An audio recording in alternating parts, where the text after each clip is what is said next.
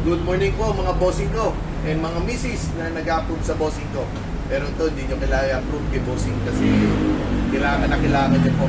Nag-replace po kami ng Toyota Fortuner na B-Variant. Taillight ay yung damper niya, tail door damper niya. Nasira na po. Ito po yung old na tail door damper.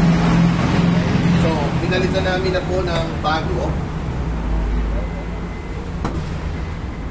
Ito po yung pinalit. Ay, bibili po. Less than 1 hour lang naman pagpapalit. Madali lang. Be careful lang po. Pag nagkaroon ng problema po yung tail door damper nyo, wag nyo pipilitin buksan. Don't force open po. Kasi sisirain niya po itong hinges na po. Yan. Mga hinges na yan.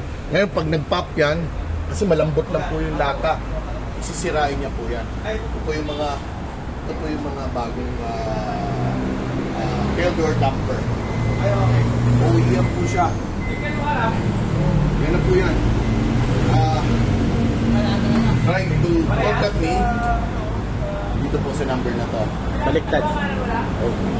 Sorry. Baliktad daw. Okay. Yan po. Screenshot nyo na lang.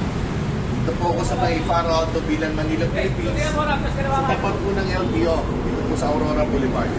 Anytime po, except Sunday, Monday to Saturday, 9 a.m. to 5 p.m. Dito po. May cut-off lang po. Anyways, yun po yan. Sana po, madalas po nasisira talaga sa Fortuner. I hope, ingatan nyo po. Huwag nyo lalagyan po ng mga WD-40 pa naglilinis kayo. O langis. Lalo niya po sisirain yan. Okay? Sige po. Maraming salamat po. Ako po si Bobby Miralles para Alto Bilan, Manila, Philippines. Salamat po.